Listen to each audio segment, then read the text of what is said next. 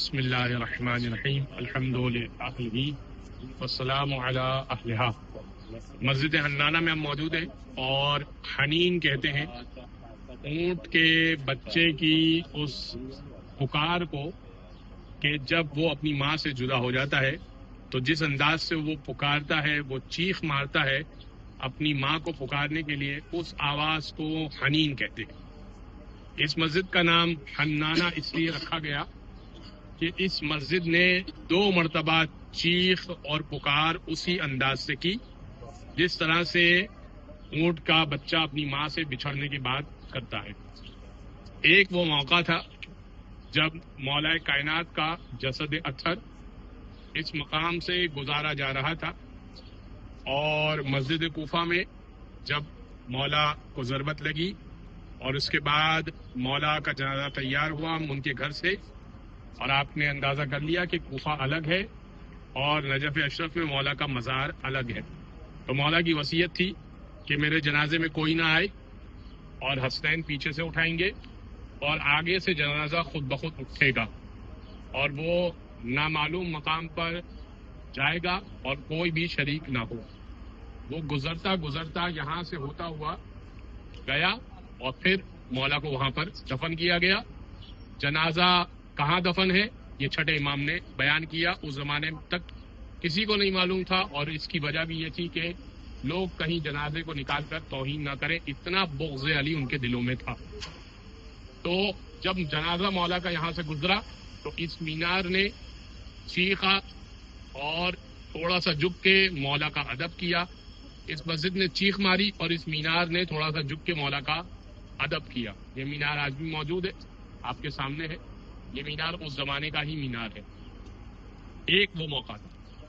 دوسرا موقع یہ تھا کہ جب اسیران اہل بیت کو جب کوفہ وارث کیا گیا، کوفہ لایا گیا، تو ان سے یہ کہا گیا کہ دربار کوفہ یا بازار کوفہ ابھی سج رہا ہے، آپ کو ٹھہرایا جائے گا، اور ان کو اس مسجد میں ٹھہرایا گیا اور امام حسین کا کٹا ہوا سر وہ بھی اندر رکھا اور اہل بیت اطہار کو اس مسجد کے اندر ٹھہرایا۔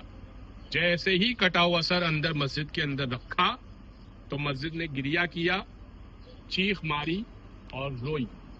جب مسجد نے چیخا، روئی، گریہ کیا، اس وقت سے اس مسجد کا نام ویسے ہی حنانہ پڑ چکا تھا اور بھی دوبارہ بھی اس کا تائید ہو گئی کہ یہ مسجد حنانہ ہے۔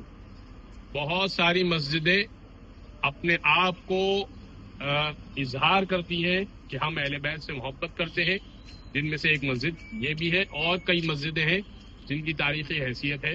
مسجد رد الشمس اسی عراق میں موجود ہے، لیکن بہرحال اس کی عام طور پہ زیارت نہ ہوتی ہے، نہ کی کروائی جاتی ہے، لیکن بہرحال مسجد رد الشمس بھی موجود ہے جہاں مولا علی نے سورج کو پلٹایا تھا۔ تو بہت ساری مساجد بھی ایسی ہیں جنہوں نے اپنے آپ کو مولا سے اپنی محبت کا اظہار کیا۔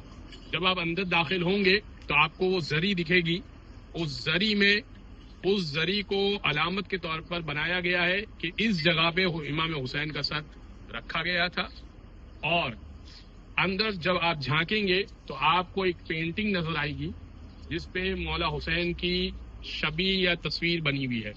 در حقیقت ایک رات کے لیے یہاں پر ایک عیسائی راہب نے امام حسین کا سر 10 لاکھ، جہاں تک یاد پڑ رہا ہے 10 لاکھ درہم یا دینار کے عوض لیا تھا امام حسین کے ون آف دی قاتل یعنی قتل میں شریک شخص سے، اور اس سے سر لینے کے بعد امام حسین کے سر کو رکھا تھا، دھویا تھا، اور اس کے بعد امام حسین کا نقشہ جو بھی چہرے کے خد و خال تھے وہ بنائے تھے، اور وہ پینٹنگ آج بھی روم کے میوزیم میں چارکول کی پینٹنگ موجود ہے۔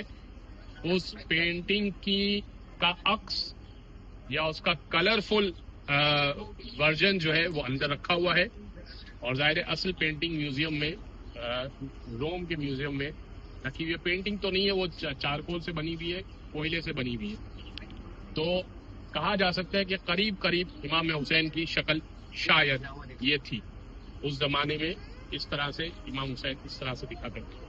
تو میں نے چاہا کہ آپ کو یہ بات بتا دوں۔ اس کے بعد ایک اہم بات یہ کہ صادق آل محمد جب یہاں پر ٹھہرے، کوفہ میں ٹھہرے. میں نے آپ سے عرض کیا تھا کہ مولا 3 سال عراق میں آئے، تو 3 سال متعدد مرتبہ کوفہ میں بھی مولا نے نماز پڑھی اور چھٹے امام نے یہاں بھی آ کر نماز پڑھی. کہ ہمارے جد کا احترام کیا اس مسجد نے، ہمارے جد کو اسیر کیا گیا یہاں پر، اہل بیت کو اسیر کیا گیا یہاں پر. تو امام صادق یہاں پر آ کر نماز پڑھا کرتے تھے. اندر جا کر آپ احترام مسجد کی، تحیت مسجد کی 2 رکعت نماز ویسے ہی پڑھیں گے، کیونکہ مسجد کا ادب یہ ہے کہ جب بھی مسجد میں داخل ہوں تو مسجد کو سلام کیا جاتا ہے، اور مسجد کو سلام کرنے کا مطلب یہ ہوتا ہے کہ اس میں 2 رکعت نماز پڑھی جاتی ہے. تو یا تو تحیت کی نیت سے آپ 2 رکعت نماز پڑھیں، قضا نماز اگر کوئی باقی ہے تو یا تو وہ پڑھ لیں، یا تاسی امام جعفر صادق میں 2 رکعت نماز ہدیہ کر دیں امام جعفر صادق کو، یا زیارت امام حسین کی 2 رکعت نماز اگر آپ پڑھنا چاہیں تو وہ بھی آپ رجا کی نیت سے پڑھ سکتے ہیں. اندر جا کر آپ زیارت وارثہ یا زیارت عاشورہ پڑھنا چاہیں تو وہ بھی آپ پڑھ سکتے ہیں. پروردگار سے دعا ہے کہ ہمارے سفر کو آخری سفر نہ قرار دے، اور ان مقدس مقامات سے جو فیض اس سے رکھا ہے وہ ہم سب کو حاصل کرنے کی توفیق عطا فرمائے.